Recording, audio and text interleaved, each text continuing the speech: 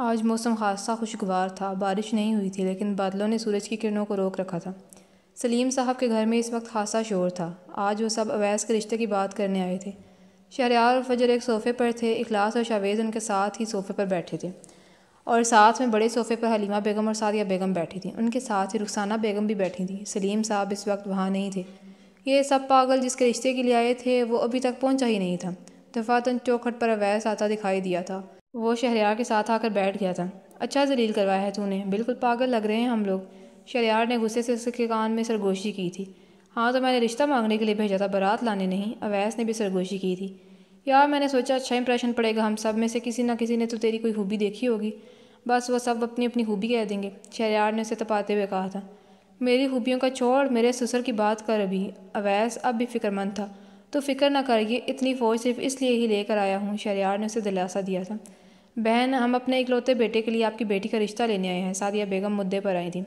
اب بھی رخسانہ بیگم کچھ جواب دیتی کہ سلیم صاحب اندر آئے تھے اور اویس کو دیکھ کر ان کے تن بدن میں آگ لگ گئی تھی۔ ہمیں رشتہ منظور نہیں ہے، سلیم صاحب کی بھاری آواز گونجی تھی۔ سب نے بے اختیار دروازے کی طرف دیکھا تھا۔ وائفی اٹس شو ٹائم، شہریار نے فجر کے کان میں سرگوشی کی تھی۔ رخسانہ بیگم کو تو اویس بہت اچھا لگا تھا، تبھی اٹھ گئی تھی۔ یہ کیسی بات کر رہے ہیں سلیم صاحب، آپ ادھر آ کر بیٹھ جائیں۔ رخسانہ نے ان کو صوفے پر بٹھایا تھا اور سلیم صاحب نہ چاہتے ہوئے بیٹھ گئے تھے۔ دیکھیں انکل، ہمیں پتہ ہے آپ کو اویس سے کیا مسئلہ ہے، لیکن ایک بار پوری بات سن لیں، پھر آپ جو فیصلہ کریں گے ہمیں اس کی قدر ہوگی۔ یہ آواز فجر کی تھی، جس کو کل شہریار نے سب کچھ بتا دیا تھا۔ اور اس کی صفائی میں کیا کہنا چاہتی ہیں آپ؟ سلیم صاحب نے بمشکل اپنا لہجہ نارمل رکھا تھا۔ وہ دراصل انکل اس دن میری ماما کی طبیعت بہت خراب تھی اور ان کو ہسپتال لے کے جانا تھا، تو میرے بھائی نے جلدی میں آپ کے ڈرائیور سے بدتمیزی کر لی تھی۔ فجر نے اویس کی طرف دیکھا تھا اور آنکھ ونک کی تھی۔ یہ تو صرف وہی جانتی تھی کہ کس طرح اس نے اپنی ہنسی کنٹرول کی تھی، کیونکہ اگر میرا بھائی وقت پر نہ آتا تو میری ماں۔ فجر کا ضبط جواب دے گیا تھا۔ وہ جلدی سے شہریار کے گلے لگی تھی اور اس کے سینے میں چہرہ چھپا لیا تھا، یوں کہ وہاں موجود تمام نفوس کو لگا کہ وہ رو رہی ہے۔ وہ اس قدر معصومیت سے بولی تھی کہ وہاں موجود ہر شخص کا منہ کھلا رہ گیا تھا سوائے شہریار اور اویس کے۔ شہریار بمشکل اپنی ہنسی کنٹرول کیے ہوئے تھا۔ رخسانہ بیگم کو بے اختیار شرمندگی ہوئی تھی۔ بیٹا آئی ایم سوری، ہمارا وہ مطلب نہیں تھا۔ انہوں نے سلیم صاحب کو گھور کر معذرت کی تھی۔ It's okay aunty, I understand. Fajr اب شہریار سے دور ہوئی تھی۔ تو کیا آپ لوگ اب بھی اس رشتے سے انکار کریں گے؟ شہریار نے کمال ضبط کا مظاہرہ کرتے ہوئے پوچھا تھا۔ نہیں بیٹا، ایسی بات نہیں ہے، لیکن ہمیں حور کی رضامندی معلوم کرنے کے لیے کچھ وقت چاہیے۔ رخسانہ بیگم نے اپنی رضامندی ظاہر کی تھی اور وہاں موجود باقی افراد تو ہنوز شوق میں تھے۔ پھر کچھ دیر وہاں ٹھہرنے کے بعد آخر وہ لوگ اٹھ گئے تھے۔ فجر تیز تیز قدم اٹھاتی باہر نکل گئی تھی اور اس کے پیچھے وہ سب بھی نکل گئے تھے۔ وائفی ویسے مجھے معلوم نہیں تھا کہ آپ اتنی اچھی اداکارہ ہیں، شہریار نے اسے داد دی تھی۔ فجر نے آگے جھکتے ہوئے داد وصول کی تھی۔ آپ ہی یہ سب کیا تھا؟ اخلاص اور شاویز نے ایک ساتھ پوچھا تھا۔ فجر بری بات ہے، تم نے جھوٹ بولا ہے، سعدیہ بیگم خفگی سے بولی تھی۔ ارے لیکن جھوٹ بولنے کی ضرورت ہی کیا تھی؟ حلیمہ بیگم نے بھی حصہ ڈالا تھا۔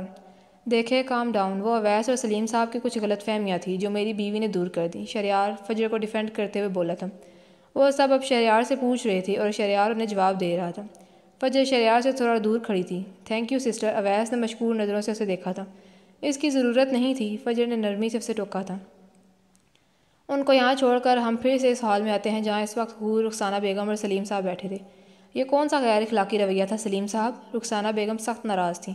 بیگم میری غلطی نہیں تھی، اس لڑکے نے گارڈ سے بدتمیزی کی تھی تو مجھے غصہ آ گیا۔ سلیم صاحب اپنی جگہ سے اٹھ کر ان کے قدموں میں بیٹھے تھے اور ان کے ہاتھوں کو اپنی مضبوط گرفت میں لیا تھا۔ آئی ایم سوری، انہوں نے بس یہ 3 الفاظ کہے تھے اور رخسانہ بیگم کا سارا غصہ جھاگ کی طرح بیٹھ گیا تھا۔ وہ ہمیشہ ان کی ناراضگی ایسے ہی دور کرتے اور ہمیشہ مان جاتی۔ حور نے گلا کھنکارا تھا، جیسے کہہ رہی ہو میں بھی یہیں بیٹھی ہوں۔ سلیم صاحب اٹھ کر صوفے پر بیٹھ گئے تھے۔ حور بچے، مجھے تو وہ لڑکا بہت اچھا لگا ہے، تمہاری کیا رائے ہے؟ رخسانہ بیگم اب اس کی طرف متوجہ تھی۔ مجھے کوئی اعتراض نہیں مما، حور نے مسکراتے ہوئے کہا تھا۔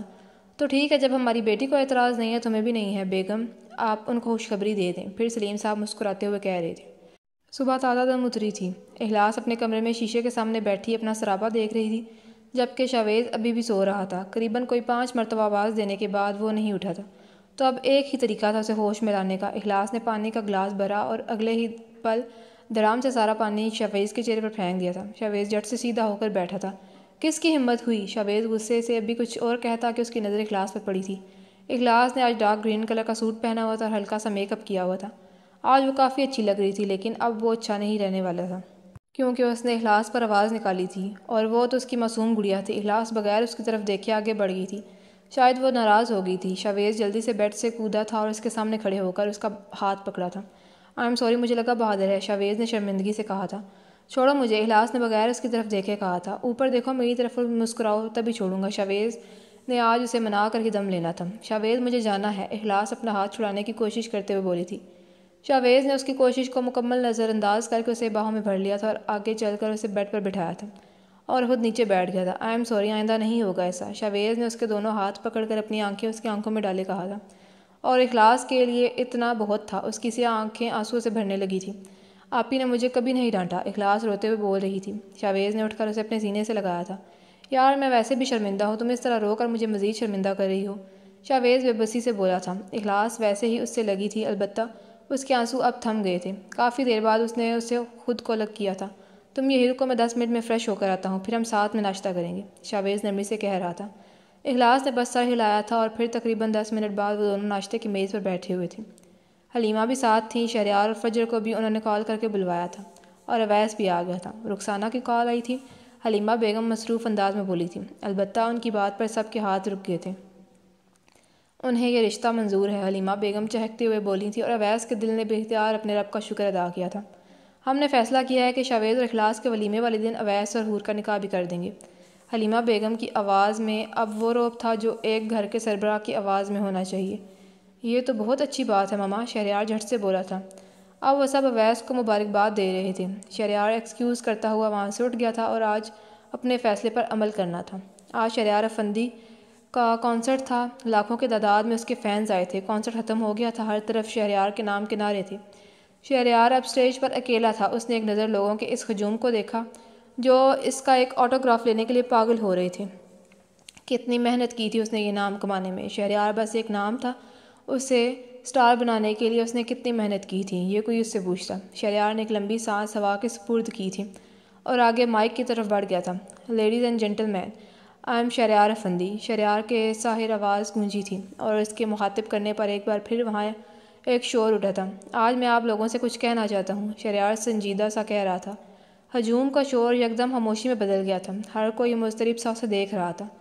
اب وہاں صرف شہریار کی آواز تھی۔ آپ لوگوں نے اتنے سال مجھے اتنا پیار دیا ہے، میں وہ کبھی نہیں بھولوں گا، لیکن شہریار نے نظر اٹھا کر ان تمام لوگوں کو دیکھا تھا جو توجہ سے اس کی ہر بات سن رہے تھے، اور پھر سے کہنا شروع کیا، لیکن آج میں یعنی شہریار افندی یہ اعلان کرتا ہوں کہ میں اس انڈسٹری سے اپنی مرضی کے ساتھ دستبردار ہوتا ہوں۔ یہ سراب میری آخری سانگ تھی، اس کے بعد میں کوئی بھی سانگ شوٹ نہیں کروں گا۔ مجھے امید ہے آپ لوگ میرے فیصلے کی قدر کریں گے۔ شہریار نے اپنی بات ختم کر لی، شاید تبھی خاموش ہو گیا تھا کیونکہ اس سے زیادہ یہاں نہیں رک سکتا تھا، اور لوگ اس کی بات سن کر پاگل ہو گئے تھے۔ وہ بار بار شہریار کا نام پکار رہے تھے، لیکن وہ بغیر وہاں ایک پل رکے اپنی گاڑی کی طرف بڑھ گیا تھا اور سیدھا اپنے اپارٹمنٹ میں آیا تھا۔ فجر سے اس بارے میں اس نے کل ہی بات کر لی تھی اور اس نے اس کے فیصلے پر اتفاق کیا تھا۔ وہ سیدھا اپنے کمرے میں گیا تھا جہاں پہلے ہی فجر اس کا انتظار کر رہی تھی۔ وہ دروازے کے پاس کھڑا حالی حالی نظروں سے اسے دیکھے گیا۔ فجر نے آگے بڑھ کر اسے گلے سے لگایا تھا اور یہی وہ جگہ تھی جہاں شہریار کو اپنا پور سکون میں ڈوبا ہوا محسوس ہوتا تھا۔ شہریار نے اسے زور سے اپنے اندر بھینچ لیا تھا، آنسو اس کی آنکھوں سے نکل کر اس کے گالوں پر بہتے چلے گئے۔ آج وہ خود اپنے ہاتھوں سے اپنی تعمیر کی گئی عمارت کو آگ لگا گیا تھا۔ اسے اس پر کوئی پچھتاوا نہیں تھا، لیکن تکلیف تو ہوتی ہے۔ وائفی میں کیا کروں، میرا دل بہت درد کر رہا ہے، مجھے لگتا ہے اگر میں نے یہ سب چھوڑ دیا تو میں مر جاؤں گا، شہریار اس کے ساتھ لگے ہوئے بولا تھا۔ تم فکر نہ کرو، جس اللہ نے یہ خیال دل میں ڈالا ہے وہ اس سے برداشت کرنے کی توفیق بھی دے دے گا، فجر اسے سمجھاتے ہوئے بولی تھی۔ اس نے اسے خود سے الگ کیا تھا اور اپنے ہاتھوں کے پیالوں میں اس کا چہرہ بھر لیا تھا۔ اللہ کبھی کسی نفس پر اس کی طاقت سے زیادہ بوجھ نہیں ڈالتا۔ فجر نے اس کی پیشانی پر لب رکھے تھے، اس کے لمس میں عقیدت تھی، ساتھ نبھانے کی امید تھی اور غم نہ کرنے کا دلاسا تھا۔ فجر نے اسے پانی کا گلاس بھر کر دیا تھا جسے شہریار نے ایک ہی گھونٹ میں پی لیا تھا۔ اب اس کی حالت قدرے بہتر تھی۔ فجر نے اس کا فون پاور آف کر دیا تھا کیونکہ کچھ دیر پہلے جو دھماکہ اس نے لوگوں کے سروں پر کیا تھا اس کا جواب بھی تو دینا تھا۔ لیکن کیا تمہیں معلوم نہیں کہ شہریار افندی وہی کرتا ہے جو اس کا دل کرے۔ ایک ہفتے بعد آج شاویز اور اخلاص کا ولیمہ تھا، ساتھ میں اویس اور حور کا نکاح بھی۔ شہر کے سب سے بڑے اور مہنگے ہال میں فنکشن ارینج کیا گیا تھا۔ سامنے ہی اسٹیج پر وہ صوفے رکھے گئے تھے۔ ایک صوفے پر اخلاص لائٹ پنک کلر کے لہنگے میں بیٹھی تھی جس پر سفید کڑھائی کی گئی تھی، ہاتھوں میں 2 نازک سی انگوٹھیاں پہنے لائٹ میک اپ کے ساتھ وہ کافی اچھی لگ رہی تھی۔ شاویز نے لائٹ بلو کلر کی شیروانی کے ساتھ بلیک کلر کی شال پہنی ہوئی تھی، ان دونوں کی جوڑی ایک ساتھ بہت اچھی لگ رہی تھی۔ دوسرے صوفے پر لائٹ گرین کلر کے لہنگے میں بلبوس حور بیٹھی تھی، اس نے بھی لائٹ میک اپ کیا ہوا تھا، البتہ اس کے ہاتھوں میں سفید پھولوں کے گجرے تھے۔ اویس نے وائٹ کلر کی شیروانی کے ساتھ بلیک کلر کی شال پہنی ہوئی تھی، کیونکہ بقول شاویز آج وہ تینوں ایک جیسے شال پہنیں گے۔ فجر نے ایش گرے کلر کا لہنگا پہنا ہوا تھا جس کے ساتھ بلیک کنٹراسٹ تھا۔ لائٹ میک اپ کے ساتھ ایک ہاتھ میں ڈائمنڈ کا انتہائی خوبصورت اور نازک بریسلٹ پہنے وہ آج مخالف کو چاروں شانے چت کرنے کا منصوبہ رکھتی تھی۔ شہریار نے بھی ایش گرے کلر کی شیروانی کے ساتھ بلیک کلر کی شال پہنی ہوئی تھی۔ وہ دونوں بالکل پرفیکٹ لگ رہے تھے ایک ساتھ۔ وافی، آج آپ بالکل شہریار افندی کی بیوی لگ رہی ہیں، شہریار نے مسکرا کر اس کے کان میں سرگوشی کی تھی۔ وہ دونوں اس وقت اسٹیج سے تھوڑا دور کھڑے تھے۔ یار اخلاص، آج آپ میری جان نکال رہی ہیں، یہ شاویز کی دل فریب آواز تھی جو اخلاص کے ساتھ اسٹیج کے صوفے پر بیٹھا تھا۔ آپ اس کلر میں مجھے پہلے سے زیادہ اچھی لگ رہی ہیں۔ یہ اویس تھا جو شاویز کے صوفے کے ساتھ والے صوفے پر بیٹھا تھا۔ میں آج آپ کی بیوی لگ رہی ہوں، لیکن تم اب بھی میرے شوہر نہیں لگ رہے۔ فجر نے بھی اس کے کان میں سرگوشی کی تھی، جس پر شہریار نے برا سا منہ بنایا تھا۔ ہائے، کتنی ان رومانٹک بیوی ملی ہے مجھے، اور ساتھ میں کنجوس بھی، شہریار نے دہائی دی تھی، اور اس کے کنجوس کہنے پر فجر کی آنکھیں پھیل گئی تھیں۔ کیوں، میں نے کیا کنجوسی دکھائی ہے؟ فجر اس کے تھوڑا قریب ہو کر بولی تھی۔ ہاں تو ہو نا تم کنجوس، اتنا تو نہیں ہوتا کہ تم سے کہ بیچارے شوہر کو تھوڑی تعریف ہی کر دوں۔ یہ دیکھو اپنے ارد گرد ساری لڑکیاں کیسے محبت بھری نظروں سے مجھے دیکھ رہی ہیں، اور ایک تم ہو، شہریار نے اسے جلاتے ہوئے کہا تھا، جس میں وہ کامیاب بھی ہو گیا تھا۔ ہاں تو جاؤ نا ان کے پاس، میرے ساتھ کیوں کھڑے ہو؟ جاؤ ان کے پاس، فجر غصے سے بولی تھی۔ ٹھیک ہے وائفی، جیسے آپ کی مرضی۔ شہریار معصوم سا منہ بنا کر آگے بڑھنے ہی والا تھا کہ فجر نے اس کا ہاتھ پکڑ لیا تھا۔ شہریار نے حیران نظروں سے اسے دیکھا تھا۔ وہ جو سامنے لڑکی ہے نا، اس کے ساتھ جو لڑکا بیٹھا ہے اس کا نمبر بھی لیتے ہیں نا، فجر نے معصومیت سے کہا تھا، اور شہریار جو کچھ اور ہی سننے کے لیے رکا تھا اس کی بات پر اس کی آنکھیں سرخ ہو گئی تھیں۔ شہریار نے اس کے ہاتھ پر اپنی گرفت سخت کی تھی اور اس کے قریب ہوا تھا۔ تم میری ہو سمجھی، صرف اور صرف شہریار افندی کی۔ شہریار اسی طرح سرخ آنکھیں لیے کہہ رہا تھا، اور تم بھی میرے ہو سمجھے، صرف فجر ملک کے۔ فجر بھی اسی کے انداز میں بولی تھی۔ شہریار کے لبوں پر ہلکی سی مسکراہٹ بکھری تھی۔ ان دونوں کی کوئی بھی بات بغیر لڑے مکمل نہیں ہوتی تھی، اور اب تک تو تم لوگ جان ہی گئے ہوگے یہ دونوں پرفیکٹ کپل کم ٹام اینڈ جیری زیادہ لگتے ہیں۔ اخلاص شاویز کی بات پر صرف ہلکا سا مسکرائی تھی۔ معصوم اینڈ شرمیلی اخلاص، یار کچھ تو بولو، ایسے کام نہیں چلے گا، شاویز نرمی سے بولا تھا۔ البتہ یہ تو طے تھا کہ آج اخلاص بچ نہیں سکتی تھی۔ کیا کہوں، اخلاص نے الجھن سے کہا تھا۔ اچھا اب یہ بھی میں کہوں، شاویز سخت ناراض لگتا تھا۔ شاویز تم بہت اچھے لگ رہے ہو، اخلاص نے اتنا ہی کہا تھا، اور اس کا یہ کہنا بھی شاویز کے لیے آب حیات تھا۔ سچ، اس نے گویا تائید چاہی تھی۔ سچ، اخلاص نے مسکراتے ہوئے کہا تھا۔ ان کے قریب میں ہی حور اور اویس کی طرف جاتے ہیں، اس کا مطلب میں صرف اس کلر میں تمہیں اچھی لگی ہوں، باقی میں اچھی نہیں لگتی؟ حور نے منہ بنا کر کہا تھا۔ نہیں، میرا وہ مطلب نہیں تھا۔ اویس نے جلدی سے اپنی صفائی دی تھی۔ تو کیا مطلب تھا؟ حور اب اس کی طرف دیکھ رہی تھی۔ نہ کرو یار، ایسے نہ دیکھو، میں سب کچھ بھول جاؤں گا۔ اویس نے مسکراتے ہوئے دل کے مقام پر ہاتھ رکھا تھا۔ یار تم کتنے فلرٹی ہو، حور نے مسکراتے ہوئے کہا تھا۔ بھلا ہونے والی بیوی سے فلرٹ کون کرتا ہے، اس سے تو محبت کی جاتی ہے، اویس نے سرگوشیانہ انداز میں کہا تھا، اور اس کی بات پر حور کا چہرہ شرم سے سرخ ہوا تھا۔ اس نے جلدی سے اپنا رخ سیدھا کر لیا تھا۔ اویس بھی اس کی حالت سے محفوظ ہوتا ہوا مسکرانے لگا تھا۔ تقریباً 10 منٹ بعد قاضی صاحب نے ان کا نکاح پڑھوایا تھا، اور پھر اسی طرح فنکشن اپنے اختتام کو پہنچا تھا۔ اویس کے نکاح کو آج پورا ہفتہ ہو گیا تھا، اس کی رخصتی بھی ہو گئی تھی، اور سب کی زندگی اپنے ہمسفر کے ساتھ مکمل تھی۔ آج شہریار اور فجر نے عمرے کے لیے روانہ ہونا تھا، سو اویس ان کو ایئرپورٹ تک چھوڑنے کے لیے آیا تھا۔ ہمارا ہینڈسم ڈرائیور۔ شہریار اس کے گلے لگ کر آگے بڑھا تھا، جبکہ فجر کے سر پر اس نے بس ہاتھ ہی رکھا تھا۔ وہ دونوں آگے بڑھ گئے تھے، اور پیچھے اویس اکیلا رہ گیا تھا۔ اور کیا تمہیں اب بھی نہیں لگتا کہ دل سے اگر توبہ کی جائے تو وہ قبول ہو جاتی ہے، جس طرح شہریار افندی کی توبہ قبول ہوئی تھی؟ کیا تمہیں اب بھی نہیں لگتا کہ اللہ کی یاد سے ہی دل آرام پاتے ہیں، جس طرح شہریار افندی کے دل کو آرام و سکون دیا گیا تھا؟ کیا تمہیں اب بھی نہیں لگتا کہ شراب کے پیچھے بھاگنے والوں پر ترس کھانا چاہیے، نہ کہ ان سے نفرت کرنی چاہیے، جس طرح اویس احمد نے شہریار افندی پر ترس کھایا تھا؟ کیا تمہیں نہیں لگا کہ اللہ اپنے گھر صرف ان کو بلاتا ہے جو اس کو عزیز ہوں، جو لوگوں کو اس کی طرف بلائے، جن میں حق کو حق اور باطل کو باطل کہنے کا حوصلہ ہو، جس طرح فجر کا بلاوا آیا تھا؟ میں نے دیکھا ہے بڑے بڑے لوگوں کو، بہت مال والوں کو، کہ وہ اس کے گھر کا دیدار کیے بغیر ہی مر جاتے ہیں۔ تو تمہیں کیا لگتا ہے یہ لوگ خود وہاں نہیں جاتے؟ نہیں، بلکہ ان کو اپنے گھر بلاتا ہی نہیں۔ میں نے دیکھا ہے کہ لوگوں کو جو وہاں چلے تو جاتے ہیں، لیکن وہاں ان کی بصیرت ہی ختم ہو جاتی ہے کہ اللہ ان کو اپنا گھر دکھانا ہی نہیں چاہتا۔ میں نے دیکھا کئی لوگوں کو جن کا کوئی ذریعہ نہ ہو، لیکن پھر بھی اللہ انہیں اپنے گھر کے لیے قبول کر لیتا ہے۔ اور کیا تمہیں اب بھی نہیں لگتا کہ اللہ غفور الرحیم ہے، کہ اگر تم مانگو گے تو وہ ضرور قبول کرے گا، اور شاید پھر وہاں سے کبھی واپسی نہ ہو؟ کیا موت ہوگی جو مدینے میں آئے گی، اور کیا لوگ ہوں گے جو وہاں رہتے ہوں گے؟ وہ دونوں رات کو وہاں پہنچے تھے اور اس مٹی پر قدم رکھ کر ان کو اپنے وجود میں الگ سرشاری محسوس ہوئی تھی، اور آخر کار اس جگہ آ گئے تھے جہاں ہمارے نبی اکرم صلی اللہ علیہ وسلم نے اپنی حیات مبارکہ کے 53 برس گزارے تھے۔ وہاں پہنچ کر ان دونوں نے احرام باندھ لیا تھا، اور اب وہ دونوں کعبہ کے سامنے کھڑے تھے، جو اپنے پورے رعب، شان اور عظمت کے ساتھ کھڑی تھی۔ شہریار کی نظریں نہیں اٹھ رہی تھیں۔ فجر نے اس کا ہاتھ پکڑ لیا تھا، اس نے اپنی نظریں اٹھائی تھی، اور بلیک کلر اسے اس سے پہلے کبھی بھی اتنا خوبصورت اور پرسکون نہیں لگا تھا۔ اس کے آنسو ابل ابل کر بہنے لگے تھے۔ وہ دونوں کعبہ سے تھوڑا دور کھڑے تھے، وہ اپنے قدم آگے نہیں بڑھا سکا تھا اور بے اختیار سی اس جگہ سجدے پر گرا تھا۔ وہ جو الفاظ اس کی زبان سے نکلے وہ یہی تھے، اللہ اکبر۔ اور کیا تمہیں یہ کوئی عام سے الفاظ لگ رہے ہیں؟ نہیں، بلکہ جب تم کہتے ہو اللہ اکبر تو تم اپنے غرور اور تکبر کو ٹھوکر مار رہے ہوتے ہو۔ تم یہ اعتراف کرتے ہو کہ اللہ کی حکومت، طاقت اور بادشاہت سب سے بڑی ہے۔ ہم انسان اس کے بندے ہیں، اور بندوں کے ساتھ عاجزی زیادہ اچھی لگتی ہے، نہ کہ غرور اور تکبر۔ اور یہ بات شہریار افندی جان گیا تھا۔ اسے ان الفاظ کا مطلب سمجھ آ گیا تھا، اور جو ان الفاظ کا مطلب سمجھ جائے پھر انہیں دنیا کی زندگی مایوس نہیں کرتی۔ وہ کتنی دیر سجدے میں پڑا رہا، روتا رہا تھا، اسے کچھ ہوش نہیں تھا۔ فجر اس کے ساتھ بیٹھی نم آنکھوں سے اپنے سامنے کعبۃ اللہ کو اپنے پورے شان سے کھڑے دیکھ رہی تھی۔ جس جگہ کی خواہش اس نے پوری زندگی کی تھی، آج وہ واقعی اس جگہ آ گئی تھی۔ اس بات پر یقین کرنا مشکل ہو رہا تھا۔ وہ بار بار نم آنکھوں کو صاف کرتی، اس کے لبوں پر ہلکی سی مسکراہٹ بھی تھی، عجیب سی کیفیت تھی جس کو بیان کرنا ناممکن ہے۔ کافی دیر بعد وہ دونوں اٹھے تھے اور بہت ہی احترام کے ساتھ اپنے قدم آگے بڑھائے تھے۔ یہ جگہ اتنی مقدس تھی کہ یہاں پر قدم تیزی سے رکھنا بھی یہاں کی بے حرمتی ہوگی۔ یہ وہ جگہ تھی جہاں ہمارے پیارے نبی اکرم صلی اللہ علیہ وسلم نے اپنے مبارک قدم رکھے تھے۔ عاشق رسول اللہ کی حیثیت سے انسان کو چاہیے کہ اس زمین کے کونے کونے کو چومے۔ آج یہاں اتنا رش نہیں تھا، اس لیے وہ دونوں بآسانی حجر اسود تک پہنچ گئے تھے۔ یہ کعبہ کے کونے میں سیاہ سا پتھر تھا۔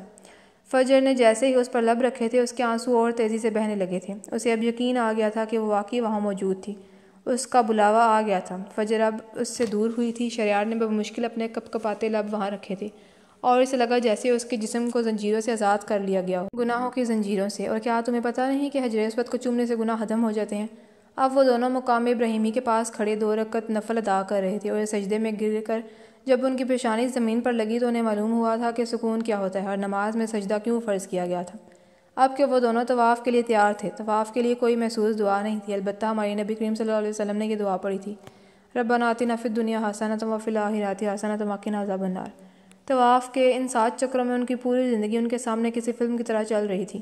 کب انہوں نے کوئی گناہ کیا، کب انہوں نے اللہ کی نافرمانی کی، کب انہوں نے اللہ کی بات نہ مانی، کب انہوں نے حقوق اللہ کو بالائے طاق رکھ کر اپنی خواہشات کی پیروی کی تھی۔ آج وہ سب انہیں یاد آ رہے تھے، اور شرم اور ندامت سے ان کی گردنیں جھکی ہوئی تھیں۔ انہوں نے اس مقدس گھر کو پھر ایک نظر اٹھا کر نہیں دیکھا تھا۔ یہ ان کی ہٹ درمی نہیں تھی، بلکہ یہ اس جگہ کا تقدس تھا۔ وہ ان لوگوں کی طرح نہیں تھے جو اس مقدس جگہ آ کر یہاں کی حرمت کو پامال کرتے۔ توبہ ہے ایسے لوگوں سے۔ تقریباً 20 دن مکہ مکرمہ میں رہنے کے بعد آج وہ دونوں مدینہ منورہ آئے تھے۔ ریاض الجنت میں داخلے کے لیے انہوں نے پہلے ہی پرمٹ لے لی تھی۔ لوگوں کا ایک ہجوم تھا، ان میں سے کچھ لوگوں نے اپنے موبائل کے کیمرے آن کیے ہوئے تھے، کچھ بلند آواز میں سلام عرض کر رہے تھے، جو کہ خلاف ادب طریقہ تھا۔ اگر کوئی تیز آواز میں سلام عرض کرے یا دھیرے، میرے نبی کو سب کے سلام پیش کیے جاتے ہیں۔ فجر کی آواز نہیں نکل رہی تھی، ان دونوں نے بہت دھیمی آواز میں سلام عرض کیا تھا کہ ان کی آواز ان کے کانوں نے بھی نہیں سنی تھی۔ یہاں پر لوگوں کا ریلا تھا، ہر کوئی سنہری جالیاں بچھونے کی کوشش کر رہا تھا۔ سلام عرض کرنے کے بعد انہوں نے ریاض الجنت میں 2 رکعت نماز ادا کی تھی۔ اب وہ دونوں مسجد نبوی میں بیٹھے تھے۔ یہاں پر انہوں نے 15 دن گزارے تھے۔ ان کی زندگی مکمل تھی، کیونکہ اب ان کے ساتھ اللہ بھی تھا، اور اللہ کے ساتھ زندگی کیا ہی حسین ہوتی ہے۔ ان کو اللہ مل گیا تھا، اللہ نے ان کو اپنی محبت دی تھی۔ اب ان کو کسی اور چیز کی خواہش نہیں تھی۔ انہوں نے اپنے نام اور منصب کو اللہ کے لیے چھوڑ دیا تھا، اور اللہ نے ان کے لیے قبول کر لیا تھا۔ یہ کیسی پاکیزہ محبت ہوتی ہے میرے اللہ کی۔ انسان کی محبت میں یہ دنیا اس کے قدموں میں رکھ دیتا ہے، اور انسان اللہ کی محبت میں اس دنیا کو چھوڑ دیتا ہے۔ کتنا عجیب تعلق ہے اللہ اور اس کے بندے کا۔ اللہ نے ہر چیز اس کے لیے بنائی، اور اس نے ہر چیز اللہ کے لیے چھوڑ دی۔ تو اگر ایسی ذات سے محبت نہ کی جائے تو کس سے کی جائے؟ اگر اللہ کو اپنا ہمدرد نہ بنایا جائے تو کس کو بنایا جائے؟ کیا کوئی اس سے بڑھ کر چاہنے والا بھی ہے جس کو اس کے مقابلے میں چاہا جائے؟ نہیں، بالکل بھی نہیں، ایسا کوئی بھی نہیں ہے۔ اس کے سوا ہمارا کوئی خیرخواہ نہیں، کوئی پردہ ڈالنے والا نہیں، بس وہ ایک ہی سب سے بڑا ہے، اور اللہ ہی سب سے بڑا ہے۔ 10 سال بعد افندی ولا میں ایک شور سا مچا تھا، شاید یہاں کوئی دعوت تھی۔ شہریار اویس اور شاویز لاؤنج میں بیٹھے تھے، بچے سارے باہر کھیل رہے تھے۔ جبکہ فجر، اخلاص، حور اور حلیمہ بیگم کچن میں تھے۔ اس سب میں صرف ایک فرد کی ہی کمی تھی اور اس کی کمی اب شاید حیات رہنی تھی۔ وہ تینوں لاؤنج میں بیٹھے کہیں جانے کا پلان بنا رہے تھے۔ شہریار نے اپنا بزنس سٹارٹ کر لیا تھا جس میں شاویز اس کے ساتھ تھا، البتہ اب وہ اپنا بزنس سٹارٹ کرنے کا سوچ رہا تھا۔ اویس کا وہی کام، گھر بیٹھے لوگوں کے اعمال جاننا۔ فجر نے کورس جوائن کر لیا تھا، اخلاص ہیکنگ ماسٹر بن گئی تھی، جبکہ حور فیشن ڈیزائنر بن گئی تھی۔ وہ تینوں بھی اب لاؤنج میں آ گئے تھے اور ان کے بیٹھتے ہی عمل روتے ہوئے آئی تھی۔ مما، وہ زرار بھائی نے مجھ پر غصہ کیا ہے، اب میں ان کے ساتھ بات نہیں کروں گی، عمل اخلاص کے گلے لگ کر کہہ رہی تھی۔ اس کے پیچھے زرار بھی لاؤنج میں آیا تھا۔ اس کا غصہ بھی شہریار کے غصے کی طرح تھا اور بات کرنے کا دو ٹوک انداز اسے فجر کی طرف سے ملا تھا۔ عمل 5 سال کی تھی جبکہ زرار 8 سال کا تھا۔ کیا کیا ہے تم نے زرار؟ فجر زرار کا کان پکڑ کر کہہ رہی تھی۔ مما، یہ میرے منع کرنے کے باوجود بھی بھائی کہہ رہی تھی، جس پر مجھے غصہ آ گیا تھا، لیکن میں نے معافی مانگی ہے اس سے، زرار فجر سے کہہ رہا تھا، اور اس کی بات پر لاؤنج میں ان سب کا کہہ گونجا تھا۔ ہاں، لیکن میں نے اسے چاکلیٹ لانے کا کہا تھا اور اس نے مجھے نہیں دیا، عمل اخلاص کے ساتھ لگے کہہ رہی تھی۔ جھوٹ نہ بولا کرو میری گڑیا، میں نے لا کر دیا تھا، زرار تندی سے بولا تھا، اور اس کی اس بے باکی پر شہریار نے فجر کو آنکھوں سے اشارہ کیا تھا، گویا کہہ رہا ہو تم پر ہی گیا ہے، اور فجر بس مسکرا کر رہ گئی تھی۔ البتہ اس کی بات پر عمل کا چہرہ سرخ ہوا تھا۔ ہاں، اور اس میں آدھا تم کھا گئے ہو، عمل غصے سے بولی تھی۔ استغفراللہ مما، آپ چھوٹی سے پوچھ لیں، میں نے آدھا کھایا تھا یا صرف ایک بائٹ ہی لی تھی؟ زرار نے ایمان کی جانب اشارہ کیا تھا۔ ماما، بھائی ٹھیک کہہ رہے ہیں، ایمان نے زرار کی سائیڈ لی تھی، وہ ابھی 3 سال کی تھی۔ چپ کرو بھائی کی چمچی، عمل نے غصے سے اسے ڈانٹا تھا۔ ماما دیکھیں، عمل مجھ پر غصہ کر رہی ہے۔ وہ حور کی طرف بڑھی تھی۔ ماما، آپ اس عمل کو کہہ دیں مجھے بھائی نہ کہا کرے، ورنہ بہت برا پیش آؤں گا۔ زرار پھر سے فجر کی جانب متوجہ ہوا تھا۔ عمل اسے بھائی نہیں کہتی تھی، لیکن جب اسے زرار پر غصہ آتا تب اسے چڑھانے کے لیے وہ اسے بھائی کہتی۔ عمل اور زرار فجر اور شہریار کی کاپی تھے۔ چھوڑو تم دونوں، ہم لوگ ہالیڈیز پلان کر رہے ہیں، شاویز نے اعلان کیا تھا۔ شاویز کی بات سن کر ان دونوں کو اپنی بات بھول گئی تھی اور اب وہ پرجوش ہو کر ان کی باتیں سن رہے تھے۔ وہ دونوں اسی طرح چھوٹی چھوٹی باتوں پر لڑتے اور پھر فیصلہ ان کے ماما بابا کی عدالت میں پیش کیا جاتا۔ ان سب میں زیادہ کچھ نہیں بدلا تھا۔ اتنے سالوں میں جو چیز بدلی تھی وہ یہ تھی کہ انہوں نے دنیا کی حقیقت پہچان لی تھی۔ ان کو معلوم ہو گیا تھا کہ یہ سوائے ایک سراب کے اور کچھ نہیں ہے جس کو پیاسا پانی خیال کرتا ہے، لیکن جب وہ اس کے پاس پہنچتا ہے تو وہاں کچھ بھی نہیں پاتا سوائے اللہ کے، اور اس مقام پر انسان کو خبر ہوگی کہ وہ ساری زندگی جس چیز کے پیچھے بھاگتا رہا ہے اس کا تو کوئی وجود ہی نہیں تھا، لیکن پھر اس وقت اسے یہ آگاہی کوئی فائدہ نہیں پہنچائے گی، کیونکہ اس وقت اس نے جو کمایا ہوگا اس کا حساب ہوگا۔ انسان کو چاہیے کہ اس مقام تک پہنچنے سے پہلے ہی اس دنیا کی حقیقت جان لے، ورنہ ساری زندگی اس کے پیچھے خوار ہو کر بھی خالی ہاتھ رہ جائے گا۔ اور یہاں اس خوبصورت ناول کا اختتام ہوتا ہے۔ اگر آپ کو ناول اچھا لگا ہو تو اس کو لائک کرنا اور باقیوں کے ساتھ شیئر کرنا مت بھولیں۔ شکریہ۔